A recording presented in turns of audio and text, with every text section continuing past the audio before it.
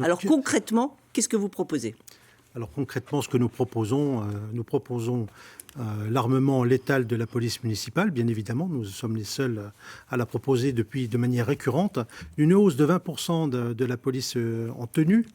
Aussi, nous proposons la création d'une brigade canine des transports.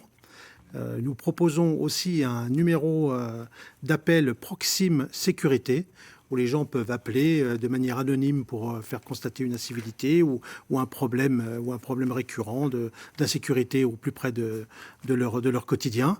On va déjà peut-être faire un tour de table justement sur cette histoire d'armement de la police municipale, on est bien d'accord ? Sur armement létal, hein, voilà. Armement létal, ça veut dire que c'est un armement fait pour tuer. Sûr. On est bien d'accord sur le mot. Exactement.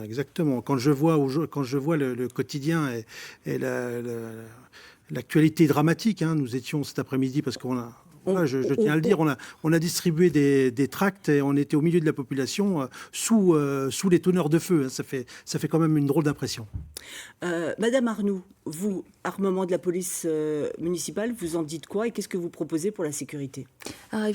C'est pas vraiment une surprise. Dans notre camp politique, on est contre l'armement de la police municipale.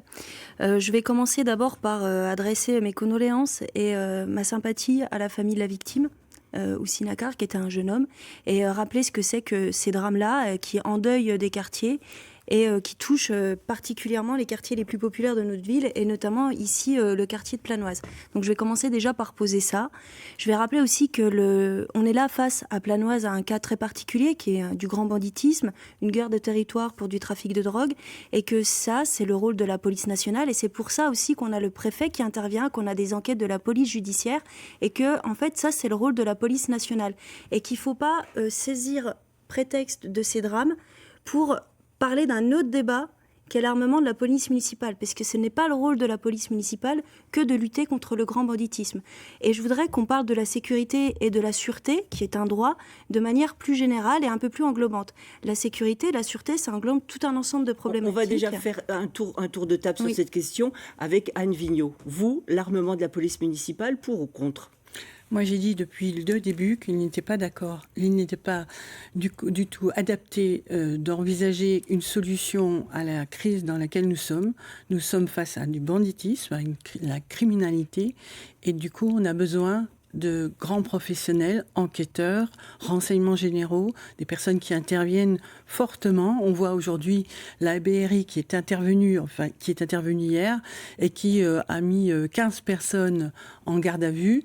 On a besoin effectivement de nombreux effectifs. Alors donc vous dites police nationale. Alors c'est très simple. Moi je dis que si l'État ne fait pas son travail, c'est-à-dire qu'elle ne va pas mettre tout ce qu'il faut pour protéger la population, j'irai en recours contre l'État parce qu'il y a un article 73 de la Constitution qui dit que l'État se doit d'assurer en continu la protection de nos habitants. Donc c'est-à-dire que si vous êtes maire fin mars, là, vous attaquez déjà l'État là-dessus.